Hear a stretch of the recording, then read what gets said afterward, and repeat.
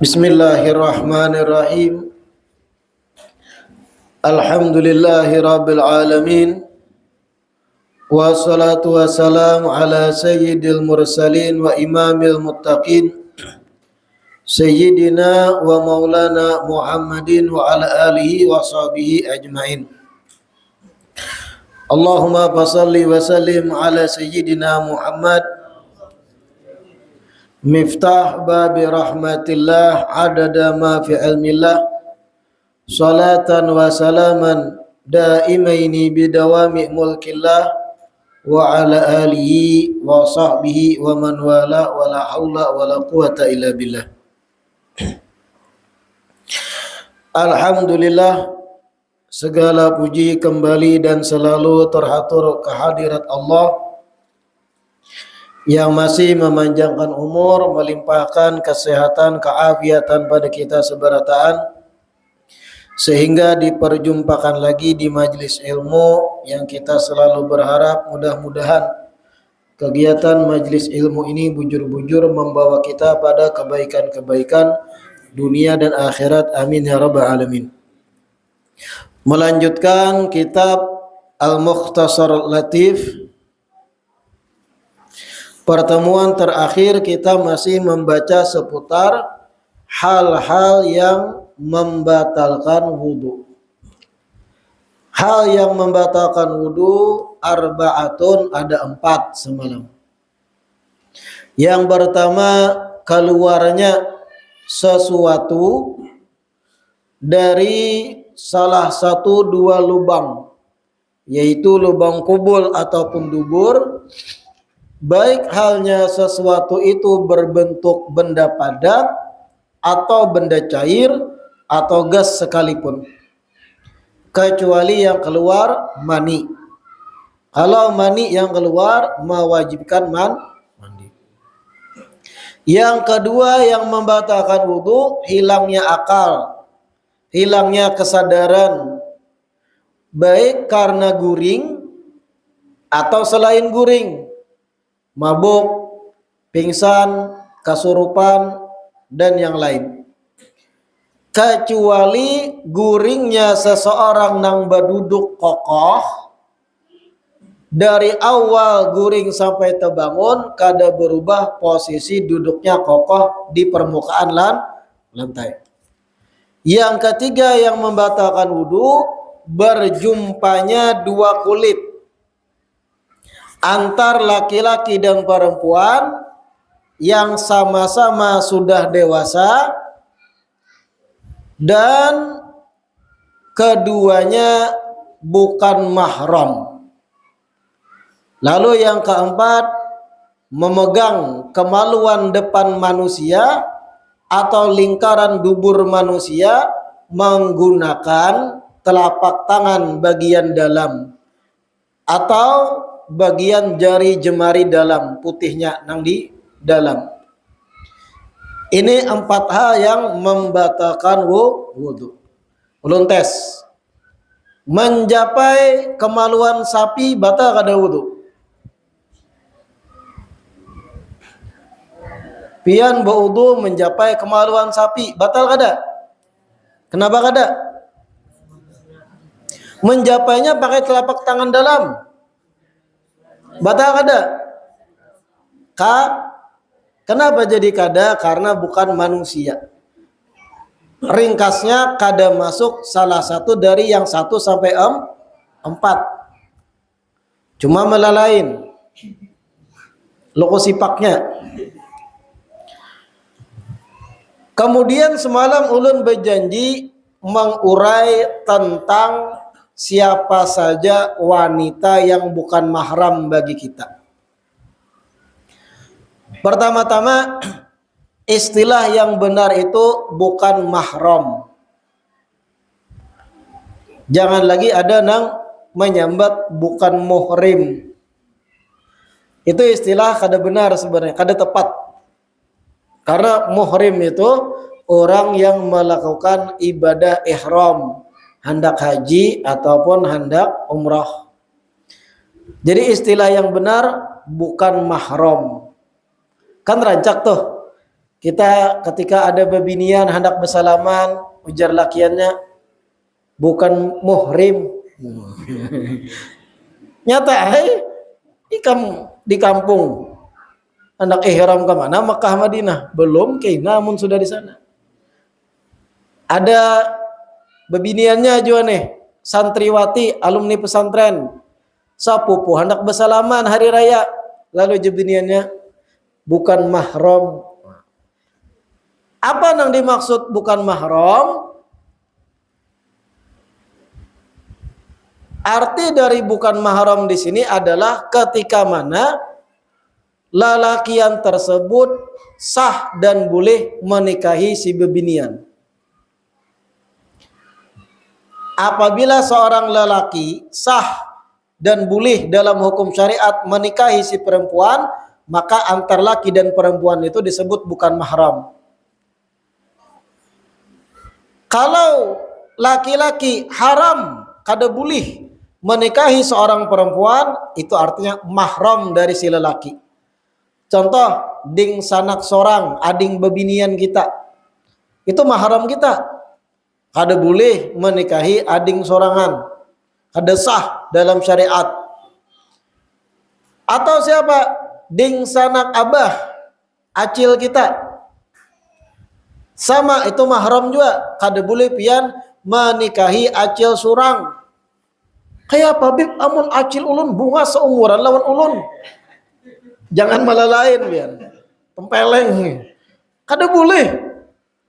Tapi pipe mulai halus ulun kada suatu tamu, bujurai ading abah ulun tapi puluhan tahun kada suatu tamu. Sekali tetamu seumuran ulun inya bengkeng bungas kayak apa nah. Biar ikam syahwat tetap kada boleh dan haram menikah. Jangan malah lain. Alahan. Kayak binatang jadinya. Binatang kan kada ada aturan. Binatang tuh ada aturan lah. Kucing tuh lahir bayi lakian, tuha bayinya, mamanya bisa tutuinya. Kita manusia ada aturan. Nah, sekarang siapa aja mahram kita kalau begitu? Kan bingung juga kita. Kalau dang sanak jelas. Ading kita, kakak kita jelas. Kada boleh, itu mahram kita, kada boleh dikawini. Kalau bersentuhan pun kada batal batal kada wudu mencapai ding sanak sorang. Kenapa jadi kada? Karena mahram, bukan ajnabi. Kalau ding sanak abah, ding sanak mama, jelas. Kada perlu itu dibahas. Sekarang siapa aja gerang nang bukan mahram, nih kita baca. Dari nasab, dari ikatan darah, mahram kita yang pertama mama kita, dan terus ke atas. Ada mencatat lebihan? Oh, hafalan kuat berataan leh. Mama kita dan terus ke atas. Apa maksud ulun terus ke atas? Kebumbungan. Lain. Terus ke atas itu mamanya kita. Mamanya kita. Han, siapa tuh? Mama kita. Mamanya kita, nini kita. Mamanya kita. Datu kita. Mamanya mama kita. Nyanyok. Intinya ke atas. Nini kita, datu kita, nang bebinian seberataan, itu mahram bagi kita. Tapi biasanya kada bertamu kita, tikas datu aja, nang kadang kebanyakan bertamu. Mamanya datu ada nang bertamu di antara pian. Ada yang bertamu lah. Seandainya panjang umur, bertamu mamanya datu, mahram kita juga. Kada batal wudu. Itu satu, mama dan ke atas. Yang kedua, al bintu, anak dan terus ke bawah. Anak kita seorang, Pian lakian bisi anak binian. Pian kawin lawan binian kan? Lalu ba anak binian juga, putri pian, mahram bagi pian, kada batal wudu. Dan terus ke bawah.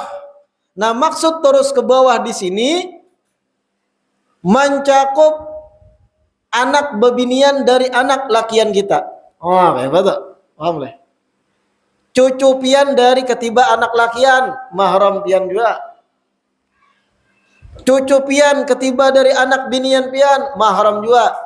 Anak perempuan dan terus ke bawah itu mahram kita. Termasuk cucu-cucu kita. Baik hanya cucu kita dari anak lakian atau cucu kita dari anak binian. Cucu yang mahram kita hanya cucu Cahyati. Itu lain pula. Itu ngaran orang kan. Masih hidup lah tahu loh. Anak perempuan dan terus ke bawah, ingat akan. Mencakup tadi cucu kita, cicit kita. Di bawah cicit apa bahasanya? Anak, cucu, cicit. Bawahnya apa lagi? Anaknya cicit. Sampai ke bawah. Kalau bertamuan, kebelujuran sama-sama hidup, mahram. Jelas itulah. Mama ke atas tadi jelas lah. Nah, mohon maaf, mama ke atas tuh mencakup mamanya abah. Kada ulun jelaskan tadi. Mamanya mama jelas. Mamanya mama jelas. Begitu pula mamanya abah, nini kita. Kemudian lagi mamanya abah dari abah kita. Pokoknya kalau kena bebinian bagi kita lakian sebagai tolak ukur menjadi pembahasan, siapapun yang digaris nasapian menuju ke atas kalau ada bebinian dari pihak abah kah, dari pihak mama kah, nang satu garis itu mahram bagi kita. Nini kita ke atas, baik dari pihak abah atau pihak mama. Kemudian anak mencakup ke bawah, cucu, cicit, nang segaris dari keturunan kita. Jelas telah. Kemudian al-ukhtu, dang sanak bebinian. Dang sanak bebinian kita itu jelas mahram bagi kita. Adakah kemudian dang sanak itu terus ke bawah? Itu karena pembahasannya. Yang penting pahami dulu, dang sanak kita seabah, seibu, apalagi seabah, seibu, itu adalah mahram bagi kita. Kemudian wal ammatu, dang sanak daripada abah kita. Nah, bahasa Arab tuh hebat. Bahasa Arab itu kalau dang sanak abah itu sebutannya beda dengan dang sanak mama. Amun kita bang, dang sanak abah bahasa kita dikira apa? Acil. Dang sanak mama, acil. Acil sama. Tukang warung, acil. Saking umumnya penggunaan acil. Kalau bahasa Arab merinci. Dang sanak abah itu disebut ammatun. Lakiannya ammun. Makanya ammi jer, pamanku, dang sanak abah. Kalau dang sanak mama, kholatun. Lakiannya kholun, kholati atau kholi. Dang sanak mamaku. Dibedakan bahasa Arab. Namun kita bahasa Indonesia atau bahasa Duhat, acil. Dang sanak abah acil, dang sanak mama acil, tukang warung acil. Nah ini tadi al-ammah, dang sanak abah. Acil-acil kita, dang sanak abah kita, mahram. Wal khalah, dang sanak mama, ading mama, kakak mama, nang bebinian-bebinian, mahram. Selanjutnya bintul akh. Mohon maaf, ammah ini mencakup juga dang sanak kai, dang sanak nini. Nah ini lebih ke atas juga nih. Dang sana kai pian mengiau Pak. Nini juga. Kai juga. Nah, dang sana kai bisi ading binian mahram bagi kita. Masuknya amah. Dang sanak nini kita binian mahram bagi kita. Disebutnya kholah juga. Sama nang kayak tadi dang sanak langsung abah kita. Dang sanak kai itu sama nang kayak dang sanak langsung abah kita. Mahram juga. Jadi jangan pina musti boleh datang pesantren dang sanak kai nak bersalaman binian, bukan mahram ulun pau. Ikan mahram cucu. Nyatakan dah dang sanak kai dang sanak nini itu mahram kada batal wo. Jangan mulah kisah-kisah ada anak bersalaman ulun bau uduk ni ai jar. Ujar nini bahari aku mandi ikam. Dang sanak kai ding sanak nini sama itu kholah dan amah nyatakan. Selanjutnya bintul anak dang sanak lalakian kita, kamanakan kita. Pian beisi ding sanak lakian, your brother. Dang sanak lakian pian kawin. Beisi anak bebinian. Anak dang sanak itu statusnya apa? Kemanakan itu disebut bintul anak perempuan dari saudara lakian kita, mahram bagi kita. Kemanakan kita langsung lah, lain kemanakan sepupu. Karena kita bahas itu. Kemanakan kita langsung, mahram bagi kita.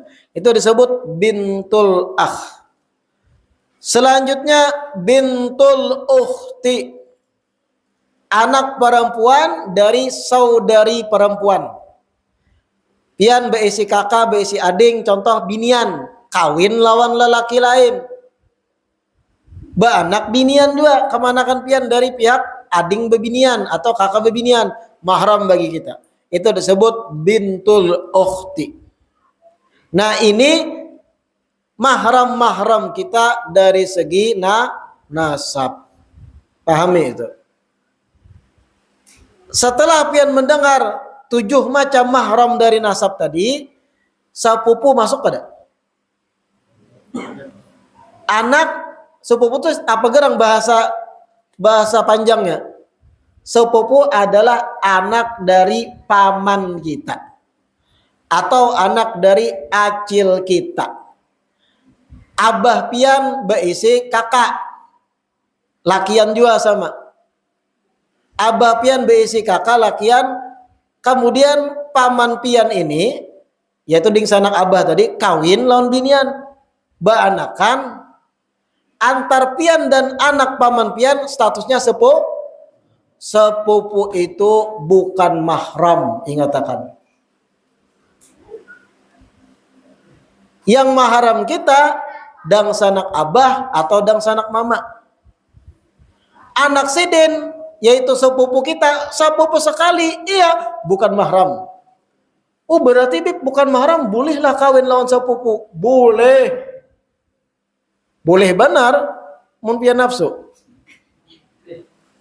Nya kadang jar ulama, walau bukan mahram, kadang sepupu sekali itu ditakutkan intifa'u syahwah. Ketika dikawinkan, ditakutkan intifa'u syahwah. Lakiannya kada terlalu bernafsu, akhirnya lawan si sepupunya seorang. Sebagian dijabang, sebagian tetap nafsu. Tapi ulama di kitab menyebut, sebagian memakruhkan pernikahan antara sepupu sekali. Bukan makruh sih, artinya lebih baik jangan, walaupun sah. Kenapa? Ditakutkan intifa'u syahwah. Artinya ketika berhubungan badan kada maksimal. Pahamlah kada maksimal berhubungan badan tuh. Setayunya aja. Ikam jangan menggarak udah anaknya. Lihat anak kan kada paham ini. Dan itu menurut ulama berpengaruh untuk kesehatan anak kan. Kalau pasangan suami istri ini kada sama-sama terbakar syahwat dalam hubungan badan, itu karena jar ulama berpengaruh pada kesehatan anak, bisa kurus banar anaknya atau penyakitan dan semacamnya. Oleh karenanya apabila sepupu sekali sudah dari awal lakiannya itu terhadap sepupu sekalinya kayak kurang nafsu dan yang lain, baik cari orang luar yang dikawinkan. Ditakutkan intifau syahwah. Itu di kitab ulama munwahini tetap aja sepupu sekali kan, tetap syahwat boleh, apalagi kalau jarang bertamu. Artinya seikung di duhat sepupu sekali, seikung contohnya di Sangata, bertamu setahun sekali hari raya. Oleh karena jarang bertemu, di situ benih-benih cinta tumbuh kadang. Sekali hari raya tahun ini biasa aja lawan sepupu sekali. Hari raya tahun berikutnya biasa aja lawan sepupu sekali. Banyak sudah pina begana sepupu sekali yang di Sangata. Bertamu pulang hari raya yang ketiga. Bosnya kawinkan.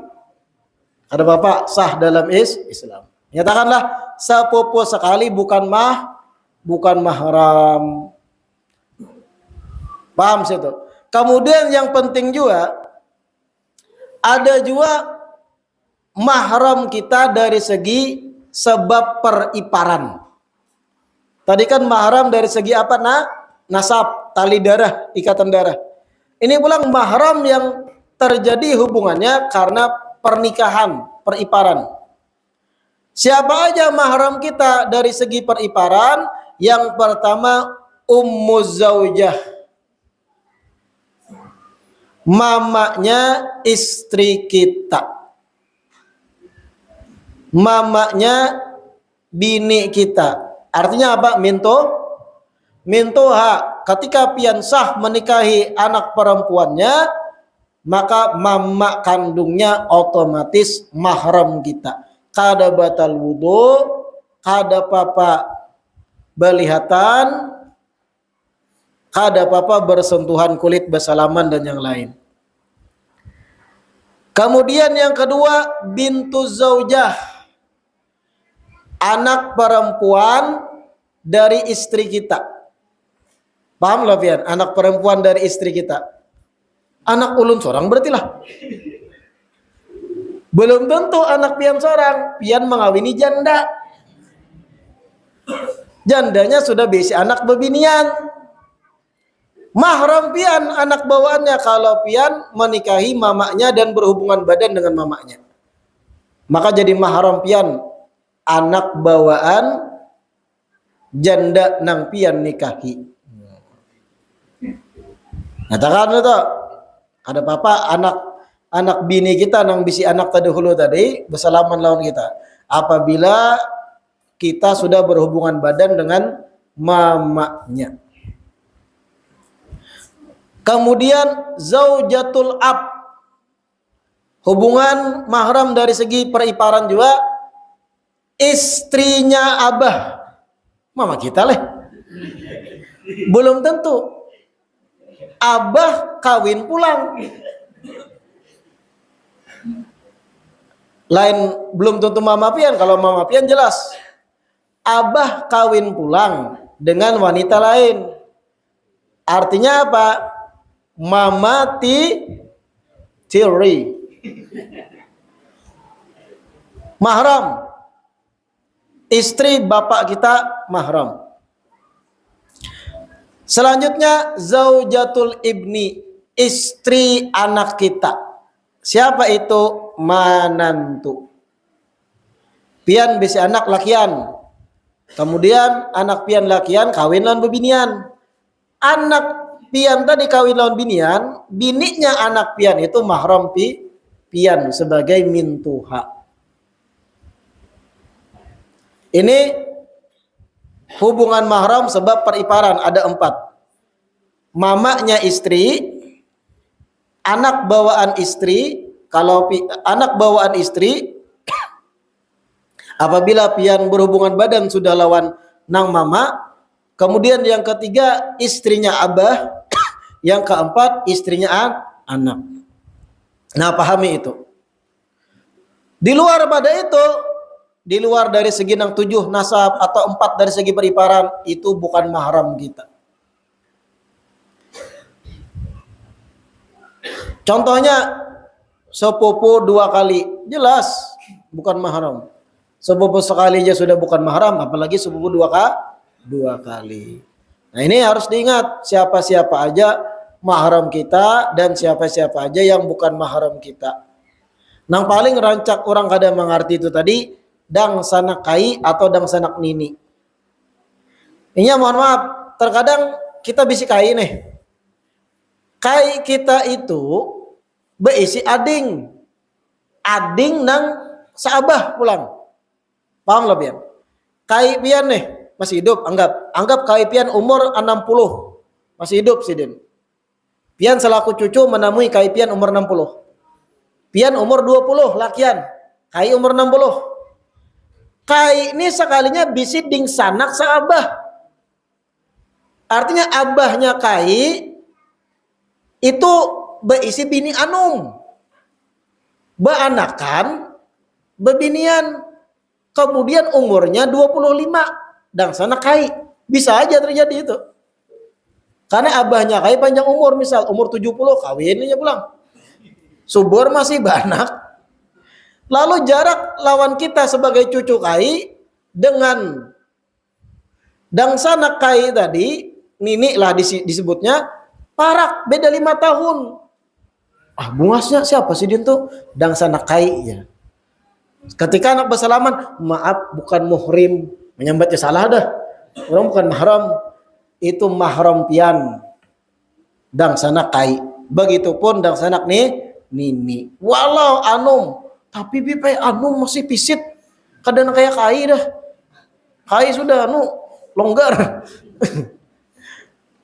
Ini pisit tatap bukan mahram, tatap mahram kita. Jangan bukan mahram jar. Pada dang sanak kai.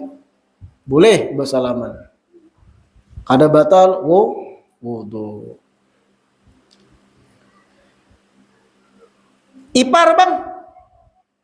Mahram kada? Pian mengawini binian. Bini pian besi ading binian dua. Mana talangkar pada bini seorang. Mau itu ujian itu. Mahram gak ada bagi kita sebagai suami? Bukan mahram, batal wudu. Tapi kalau dinikahi kada boleh selama pian masih berhubungan sebagai suami istri dengan kakaknya. Jadi jangan malah lain. Nang ading bungas, nang kakak bungas, ku kawini keduanya aja. Ada boleh menggabung 2 perempuan saudari dengan saudarinya dengan satu pernikahan. Artinya dengan ikatan yang sama. Pian menikahi kakaknya sudah, kakaknya masih hidup, belum talak 3, kemudian hendak menambahi selajur adingnya juga, karena diambil orang. Kada boleh kecuali bini pian meninggal atau talak bain, baru nang ading boleh.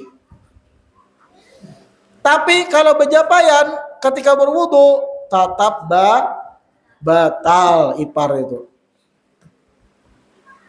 Kalau bisa nih, jangan terlalu banyak interaksi dengan ipar kita yang lawan jenis. Bahaya itu memang. Bahkan di dalam beberapa riwayat Nabi itu mewanti-wanti. Karena itu celah bagi setan berbisik. Dibisiki setan. Salah satunya kan nang dibisik setan, nah kenapa kembali mengawini nang kakak? Ya kan nang ading, tak putih pada nang kakak. Misa setan.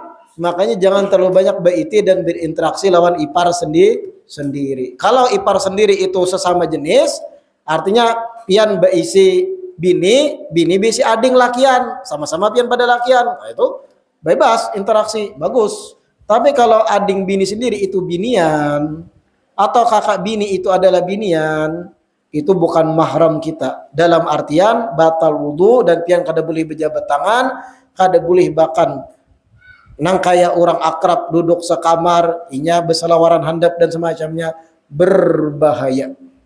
Hati-hatilah, hati-hatilah.